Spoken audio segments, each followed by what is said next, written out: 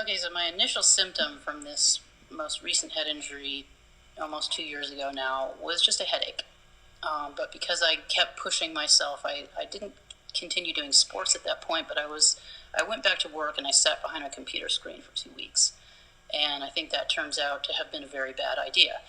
Um, because 2 weeks later, I was experiencing more and more symptoms, and I realized, okay, something's really wrong here. And I said something to my boss, and I acknowledged to myself that that was going on. But at the same time, I had an upcoming trip with the team that was about to happen with the mountain bike team that I coach, and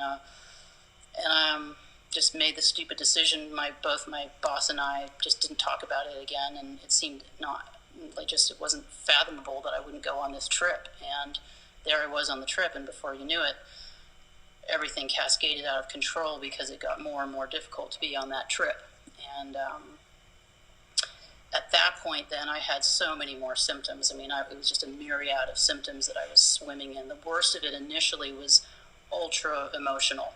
Like when the wheels fell off, it was like I felt like I had this mental, emotional, nervous breakdown, and all my coping mechanisms just fell out the bottom, and I had no way to rescue myself out of this, which was like a very difficult position to be in. Like I'm accustomed to being like very in control, and and when you get put in that position, it's just like your life goes sideways hard, and it's upending.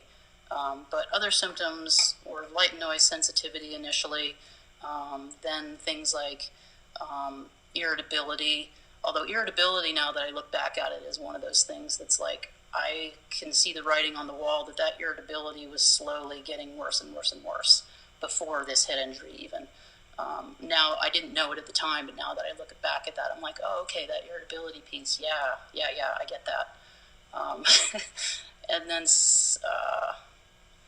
gosh, there's so many. I always seem to forget. My most recent one now that I'm dealing with is vertigo. And I had a vertigo event about a year ago that turned everything upside down again, and I've been dealing with that and trying to figure out how to work my way out of it.